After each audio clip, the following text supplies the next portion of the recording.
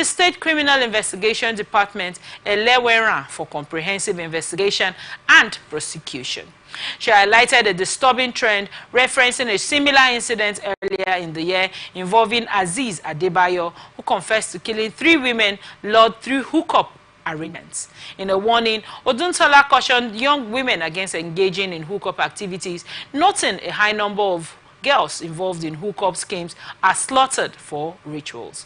She urged parents to remain vigilant, enforcing the need for thorough guidance to prevent their daughters from falling victims to such heinous crimes. Ondo State government has issued new directives on crowd control to enhance public safety and prevent stampedes during philanthropic and public events organized by individuals and organizations across the state. The Attorney General and Commissioner for Justice, Dr. Kayode Ajulo-San, announced the guidelines in a statement issued in Akure over the weekend. He emphasized that clearance must be sought from security agencies and relevant authorities with thorough risk assessments conducted before hosting any large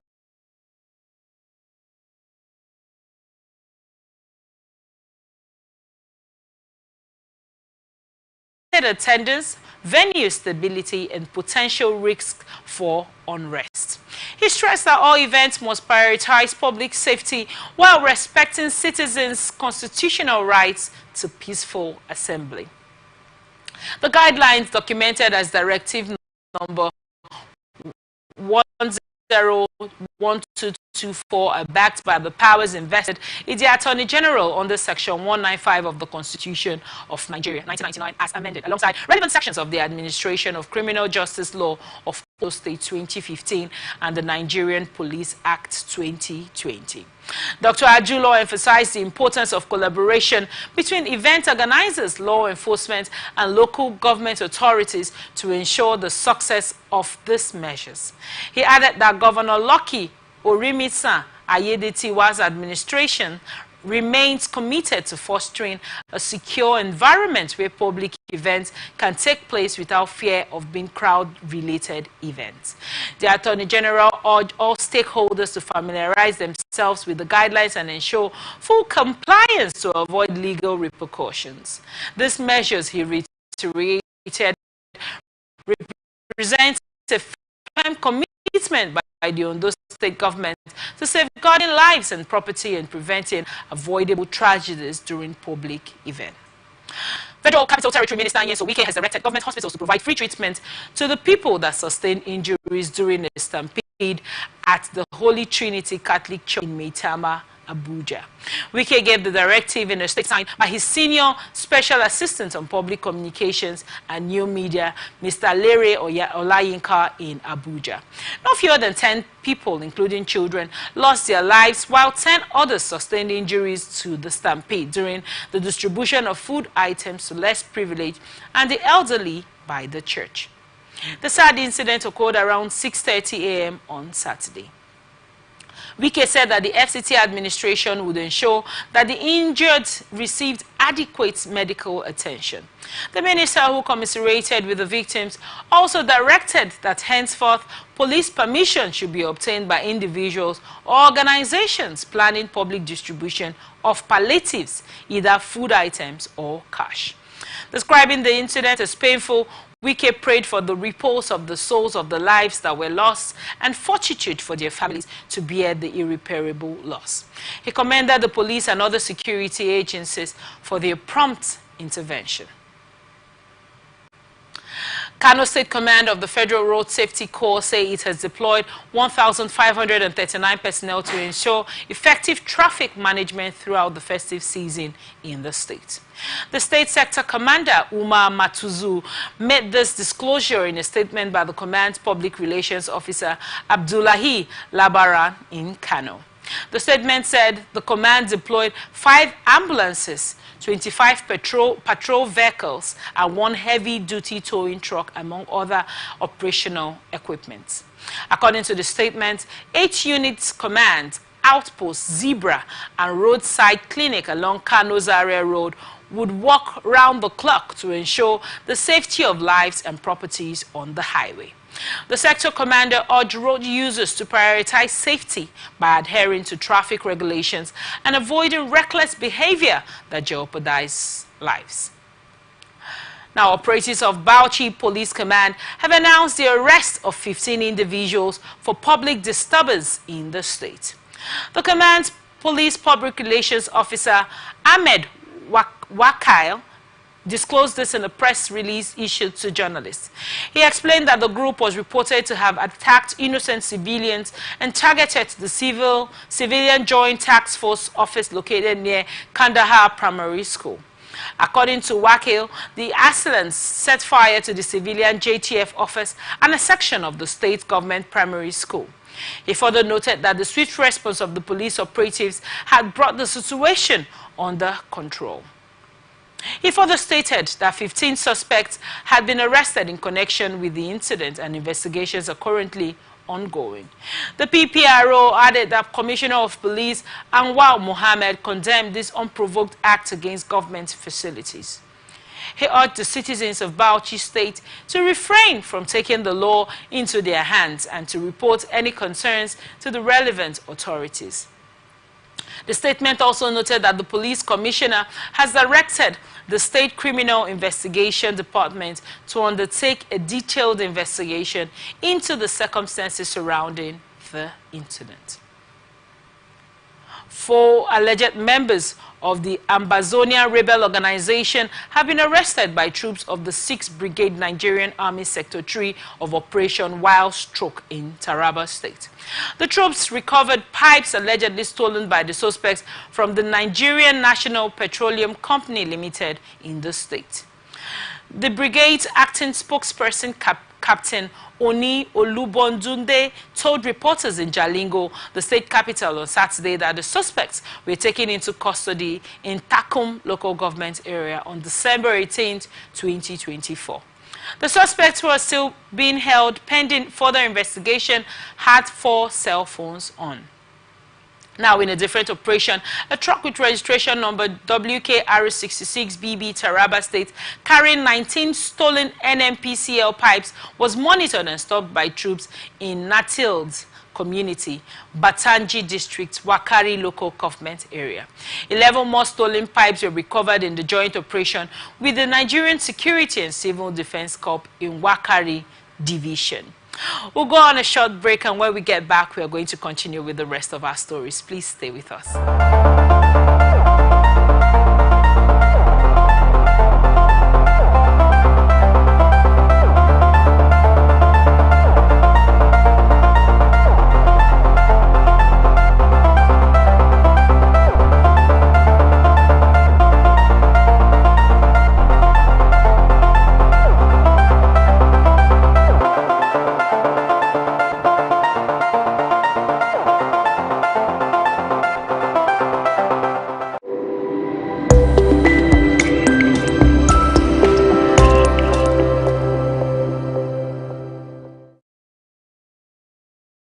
From the lands across the ocean to the land beyond the mountains, through the Sahara, we bring all the sport news, live analysis, expert discussions on trending stories in politics, business, socio-economic, sports, and documentaries. So catch all the updates on the happenings around the globe. Stay focused on the fact today. Only on ATM.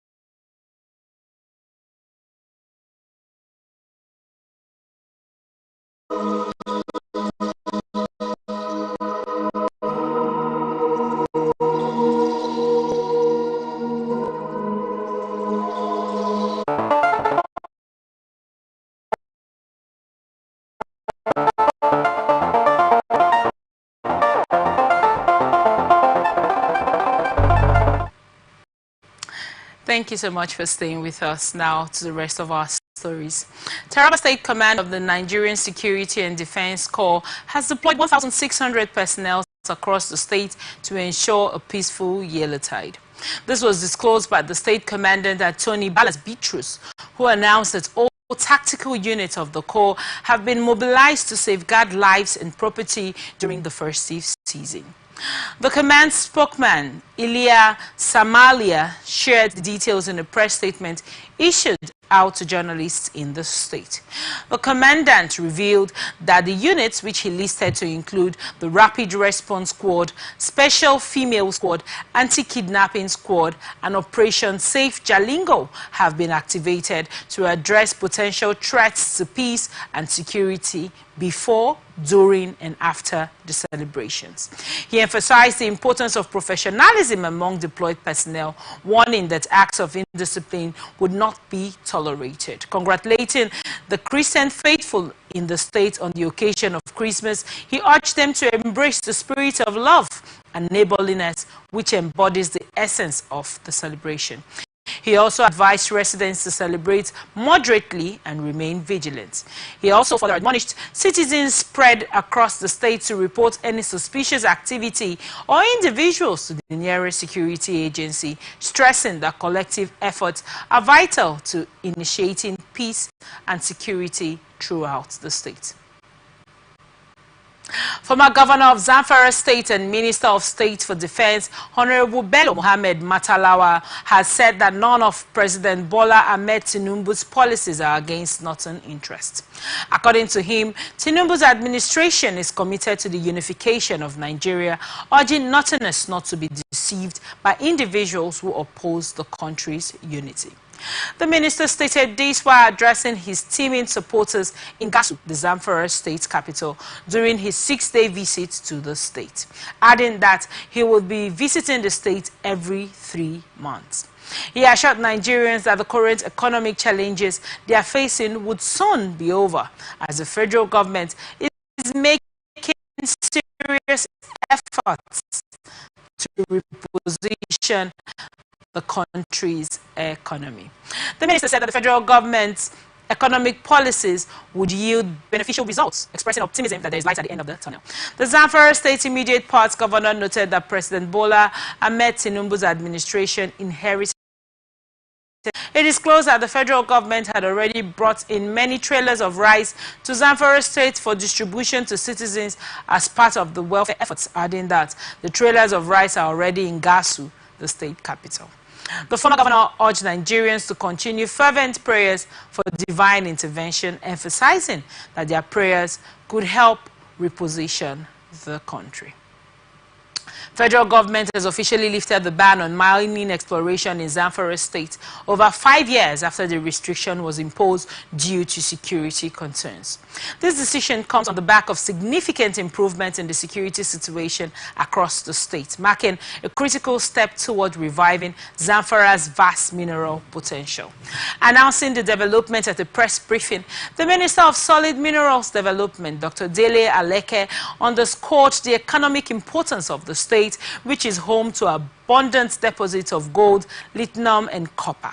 While acknowledging the necessity of the 2019 ban to address the ties between illegal mining and banditry, Alake noted that it's inadvertently created opportunities for illegal activities that drained national resources. Pardon me, please. The ban was initially imposed to curb the escalation of insecurity fueled by illegal mining activities. However, the Tinubu's administration intelligence-driven security operations have neutralized several key bandit leaders, including the capture of notorious commander Halilu Sabubu in a covert operation, significantly reducing insecurity in the region. The lifting of the ban is expected to pave the way for enhanced regulation, intelligence gathering, and the prevention of illegal mining. This move will also attract indigenous and foreign investors, bolstering economic activities and creating jobs in the region. Addressing concerns over a recently signed memorandum of understanding with France, Alake clarified that the agreement focuses solely on capacity building and technical support for Nigeria's mining professionals. He dismissed rumors of military pacts or foreign control over Nigeria's resources. President Bola Tinubu has expressed deep sorrow over the death of retired Supreme Court Judge Uthman Agungu, describing his passing as a profound personal and national loss. Justice Agungu, who died at the age of 90, was laid to rest on Sunday in his hometown of Agungu, Kebbi State, following Islamic rites. A respected legal luminary and cherished associate of the president, Justice Agungu lived behind a legacy of unwavering dedication to the service of his nation. In a heartfelt tribute, President Tinubu remembered the late elder statesman as a distinguished jurist whose contribution to the judiciary and the legal profession remain invaluable. A Sunday statement issued by Bayo Onanuga, Special Advisor to the President on Information and Strategy, detailed Justice Agungu's illustrious career, beginning with his early years as a teacher in the Old Sokoto province. Justice Agungu's influence reached beyond Nigeria, with notable service as a visiting justice of the Supreme Court of the Gambia. In honor of his enduring contributions, Tinubu offered prayers for the repose of his soul and extended heartfelt condolences to his family, the government, and the people of Kebbi State. Vice President Kashim Shettima has mourned the victims of the recent tragic stampedes that claimed lives across the country. Shettima, in a statement by his spokesman, Stanley Nwancha, highlighted the urgent need for improved safety measures during public gatherings. In his condolence message, he expressed deep sorrow over the losses, just as he offered prayers and heartfelt condolences. He further assured affected families that the federal government would provide necessary support during this difficult period. In Okija, Anambra State, what was meant to be a Christmas palliative distribution on Saturday turned tragic when 22 persons lost their lives, with several others are also injured during an early morning stampede. The same day in Abuja, another tragedy struck while 10 persons died during an annual Christmas food sharing event at Holy Trinity Catholic Church, Maitama. Now, former President Muhammad Buhari has expressed deep sorrow over the tragic stampedes that claimed numerous lives in Oyo State, the Federal Capital Territory, and Anambra State. In a message, Buhari conveyed his heartfelt condolences to President Bola Ahmed Tinubu and sympathized with the affected communities. This was contained in a statement signed by his media spokesman, Garba Shehu, titled, "Buhari condoles loss of lives in stampedes, extends Christmas and New Year greetings." The former president extended his sympathies to Governor Seyi Makinde of Oyo State, Professor Chukwuma Soludo of Anambra State, and the Minister of the FCT, Nyesom Wike, urging them to convey his support and prayers to the families and loved ones of the victims. Buhari also wished a swift recovery to those injured. In his message, Buhari acknowledged the Catholic community's loss and stood in solidarity with them during this difficult time. As the nation prepares for the holiday season, the former president extended warm Christmas and New Year wishes to Nigerians, urging them to embrace compassion, unity, and peace in line with the teachings of Jesus Christ. As part of efforts to prevent tragedies at public events, several states have started the implementation of strict precautionary measures following the death of 67 people, 35 of them children, died in stampedes in Ibadan, the Oyo State capital, Okija, Anambra State, and Abuja during a fun, fair, and food distribution ceremonies. In the rush to secure free food items from the organizers, some of the participants were trampled upon, resulting in fatalities. While 35 children were confirmed dead by the police in Ibadan, 10 people died in Abuja, while 22 were reportedly killed in Okija. In a decisive action, the Lagos State government mandated individuals and groups to register with state safety agencies when planning for events expected to host more than 250 attendees, both during and after the Yuletide season, and stressed that failure to comply with the directive will result in sanctions for event organizers.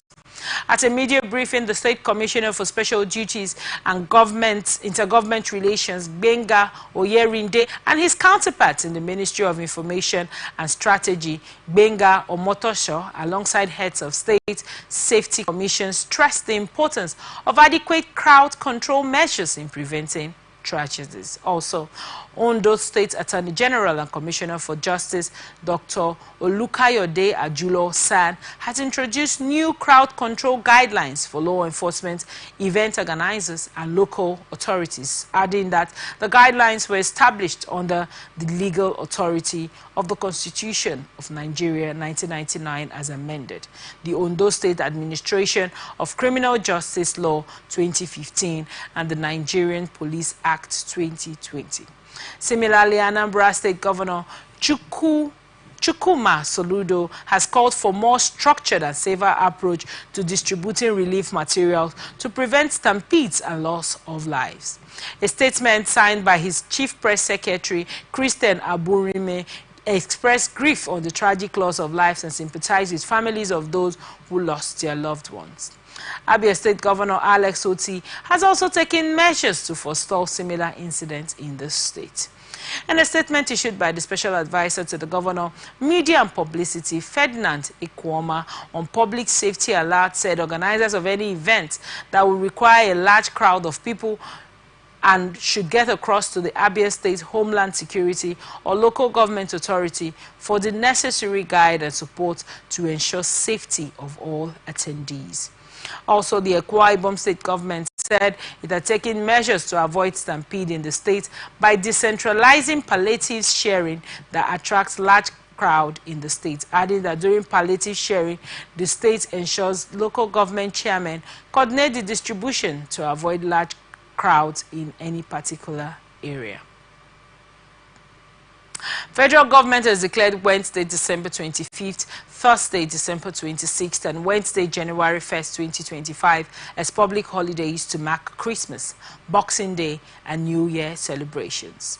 Minister of Interior, Dr. Olubunmi Tunji Ojo, through a statement signed by the ministry's permanent secretary, Magdalene Ajani, on Monday extended greetings to Nigerians, encouraging citizens to embrace the season's values of love, peace, and unity, adding that the Christmas season is a good moment for both spiritual reflection and national renewal, as Christmas celebrates the birth of Jesus, the Prince of Peace, to demonstrate kindness and extend goodwill to one another, irrespective of their differences.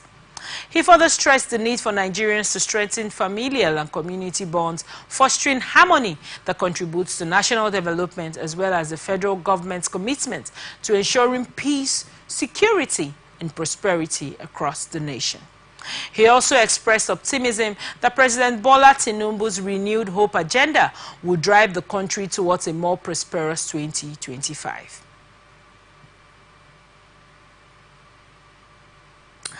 Nigeria Police Force has dismissed allegations made by Amnesty International in its report, describing the claims as false, misleading, and damaging to the image of the force. The report, dated November 28, 2024, accused the police of extrajudicial killings during the protest, claiming that at least 24 people were killed in 6 northern states. Addressing a press briefing on the matter, Force spokesperson Muyiwa Adejobi revealed that a special investigative panel had been constituted to verify the claims. He explained that the panel, in collaboration with commissioners of police from the affected states, conducted extensive investigations and compiled a comprehensive report highlighting inaccuracies in Amnesty International's allegations. He further added that the police would write to demand a retraction of the report as well as a public apology for the alleged inaccuracies. While explaining the police findings in Borno, Adejobi said the police didn't use grenades as claimed by the organization. In Niger State, Adejobi said the claim that 3 individuals were shot dead in Suleja was debunked in the police findings. Adejobi said that the alleged killing of a 21-year-old in Castina was also found to be unsubstantiated, adding that local sources confirmed that no such incident occurred. Also in Kaduna State, Adejobi said, contrary to Amnesty International's report, no protests occurred in Kaduna on October 1st, 2024, and no police killings were recorded. He said instead, an incident involving the Nigerian army was identified and openly investigated. Adejobi said Amnesty International reported the deaths of 2 women and a man during protests in Jigawa, but the police investigation revealed no such killings, and evidence suggests that the lone fatality was caused by protester violence, not police action. In Kano State, Adejobi said the report alleged 12 deaths in Kano due to police action, stating that investigations indicated that these deaths resulted from violent confrontations involving looters and criminals, not police activity. As the holiday season approaches, the National Agency for the Control of AIDS has urged Nigerians to prioritize their health by knowing their HIV status. The Director General of NACA, Dr. Temitope Ilorin, made this appeal in a statement signed by the agency's Head of Public Relations and Protocol, Tonyi Aderingbe. Dr. Ilori noted that Christmas is a time for joy and celebration, but also presents an opportunity to make informed and responsible decisions about one's health. She emphasized that HIV remains a significant public health concern, but with advancements in testing and treatment, it is no longer a death sentence. According to her, early diagnosis ensures access to life-saving medication and a healthier, long life. The NACA DJ explained that ignorance is no longer an excuse, as there is now widespread access to HIV testing and education, providing everyone with the tools to make informed choices. She reiterated that NACA remains steadfast in its commitment to reduce the spread of HIV and achieving an AIDS-free Nigeria. And now to some business reports. Nigerian National Petroleum Company Limited has reduced its export prices of premium motor spirits petrol to 899 naira from 1,020 naira per litre for oil marketers. Petroleum Products Retail Outlets Owners Association of Nigeria, Petron spokesperson Joseph Obele disclosed this in a statement on Saturday. A document released by the NNPC Commercial Department, cited by newsmen, shows the latest reduction based on the regional pricing scheme as followed. Lagos, 899 naira, Warri, 970 naira, Ogara, 970 naira, Port Harcourt, 970 naira, and Calabar, 970 naira. The price reduction by NNPC is in response to the recent price adjustments announced by Dangote Refinery. Reacting to the development, Petron's national president Billy Gillis Harry said the price reduction will bring relief to motorists and Nigerians during the holiday season. ATN reports that Petron had urged NNPCL to slash its ex-depot prices of PMS as Dangote Refinery did. Recall that on December 19, 2024, it reduced its ex-depot price to 899.50 naira per litre from 970. This means that there is now a 0.50 margin between NNPC and Dangote petrol prices. Meanwhile, Nigerians currently buy petrol between 1,040 naira per litre and 1,150 at filling stations nationwide. Independent Petroleum Marketers Association of Nigeria has announced that the pump price of petrol will reduce to 935 naira per litre by Monday. The development, according to IPMAN, follows the marketers' new deal with Dangote Refinery. IPMAN National President Alhaji Magandi Garima, who made this known in Abuja, commended the Dangote Refinery for the development. According to him, the new price was necessitated by the reduction in Dangote's refinery fuel ex-depot price and uniform arrangements, which would enable marketers to sell at 935 naira in their outlets nationwide. In a bid to ensure that the price reduction gets to the consumers, Dangote Refinery signed a partnership with MRS to sell petrol from its retail outlets nationwide at 935 naira. The price reduction, which is designed to alleviate transport costs during the festive period and beyond, has already commenced in Lagos and will be applicable nationwide from Monday. Garima said the competition being witnessed in the downstream sector at the moment would see the price of fuel dropping continuously. He recalled that during the 2023 Yuletide, a litre of fuel was sold at 2,000 naira in the northern and eastern parts of the country because fuel was being imported at that period. He noticed that the highest fuel price is being sold in areas currently is 1,100 naira because refineries are working in the country. He equally commended the naira for the crude swap deal, adding that it is good for the growth of the economy. Organized private sector has expressed strong opposition to the Central Bank of Nigeria's decision to impose limits on withdrawals from point-of-sale agents, claiming the bank is out of touch with the reality on the ground. The CBN recently introduced a daily cash-out transaction limit of 100,000 naira per individual customer for POS agents as part of a wider effort to advance Nigeria's cashless policy. The directive, which was issued on Wednesday, limits withdrawals for POS transactions and is aimed at addressing issues related to fraud and prompting electronic payments. The circular dated December 17, 2024 and addressed to deposit money banks, microfinance banks, mobile money operators and super agents mandates immediate compliance by all stakeholders. The CBN's action sets a weekly withdrawal limit of 500,000 naira per customer, with POS terminals restricted to 100,000 naira per day. It further outlines that no agent's daily cumulative cash-out limit should exceed 1.2 million naira. Additionally, all transactions must be conducted through float accounts maintained by the principal financial institutions. However, the policy is expected to have significant implications for POS operators and their customers, particularly in areas with limited banking infrastructure. Dele Oye, president of the Nigerian Association of Chambers of Commerce, Industry, Mines and Agriculture, stated that the CBN's policies are increasingly disconnected from the realities of Nigeria's economic situation. He pointed out that the closure of many bank branches across the country, particularly in rural areas, compounded the problem.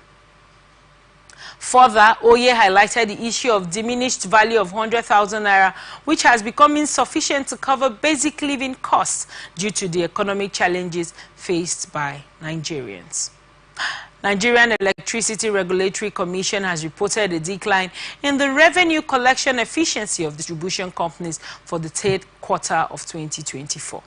The efficiency rate decreased by 4.79 percentage points, dropping from 79.31% to 74.59% in the third quarter. This was contained in the Commission's third quarter 2024 report released on Saturday. This decline shows growing challenges in the nation's electricity distribution sector, despite an increase in the total revenue collected. In quarter three, this cost collected 44.69 billion naira out of the 626 billion naira billed to customers, compared to the 431.16 billion naira collected from 543 billion billed in quarter two, the report noted. The data trend suggests that the recent decline in the revenue collection efficiency of distribution companies between quarter two and quarter three of 2024 may be partially attributed to an increase in energy outtake during the period. Petroleum Tanker Drivers Branch of the Nigerian Union of Petroleum and Natural Gas Workers has decried its exclusion from the compressed national gas conversion scheme granted to other transport associations in the country. The union said its exclusion from the scheme was a big oversight, given its wide network that would have been of immense benefit to the government and Nigerians. PTD Nupeng also urged the federal government to ensure quick repair of all federal highways before the rainy season to avoid total collapse of road infrastructure, particularly those roads that public funds have been earmarked for their reconstruction and execution. The union spokesperson in a communique issued at the end of its quarterly National Executive Committee meeting held in Benin, Edo State capital, at the weekend. Now to some international tidbits. Mozambique Disaster Management Agency says an earlier count of 76 death toll from Cyclone Chido's devastating impact has risen to 94 persons.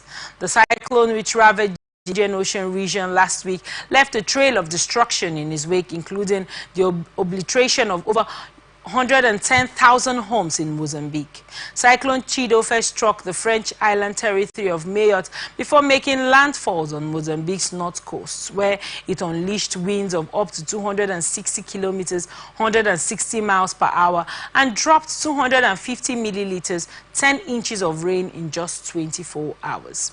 The northern province of Cabo Delgado bore the brunt of the storm. Already struggling with a prolonged Islamist insurgency, the region saw extensive damage, including the destruction of infrastructure such as a mosque in the Mekufi district, which lost its roof in the gale.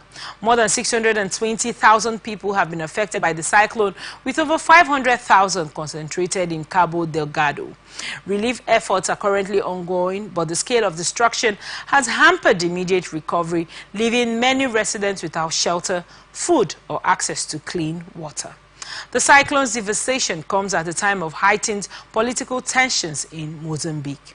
The ruling Frelimo party, in power since the country's independence from Portugal, is facing allegations of electoral fraud following the contentious October presidential election. Frelimo candidate Daniel Capo, whose victory has been denounced by the opposition and criticized by national observers as flawed, visited the cyclone-affected regions on Sunday. At least 130 people have been killed in protests against the election result, according to Plataforma Decide, a local civil society organization cited by Amnesty International. Israel has accused Pope Francis of displaying double standards following his remarks condemning the bombing of children in Gaza, describing such actions as cruelty. The Pope made the comment after an Israeli airstrike reportedly killed 10 members of a family, including 7 children in the northern part of the Gaza Strip. Recall that during a meeting with officials of the Holy See, Pope Francis expressed his dismay over the situation in Gaza, saying yesterday they did not allow the Patriarch of Jerusalem into Gaza as promised. Israel's foreign ministry responded sharply, stating that the Pope's comments are disconnected from the true and factual context of Israel's fight against jihadist terrorism. The statement pointed out the ongoing conflict, which began on October 7th following an attack by the Hamas militants who took hostages, including children and a baby, and carried out a deadly assault on Israeli territory.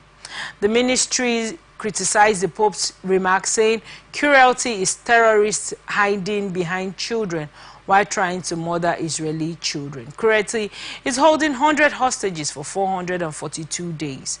Unfortunately, the Pope has chosen to ignore all of this. The Gaza Civil Defense Agency reported that the airstrike targeted a residential area, claiming the lives of members of the same family. The incident has drawn widespread international condemnation, with calls for restraint and humanitarian considerations in the ongoing conflict.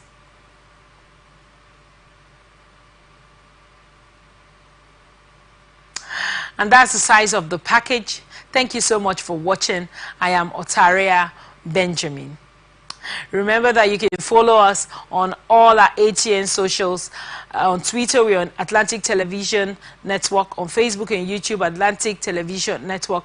On Instagram, Atlantic TV Network. And remember, the peace and unity are the pathways to progress. Please stay with us, because up next is Society Watch.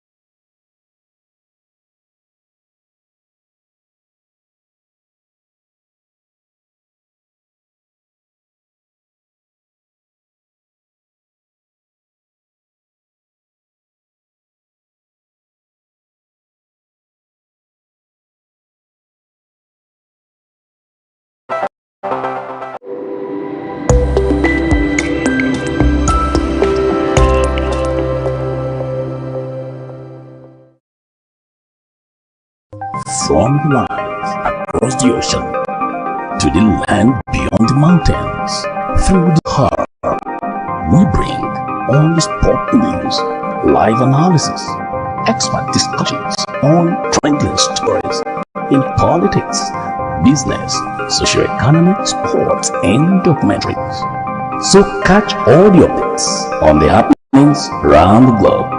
Stay focused on the fact today, only on ATM.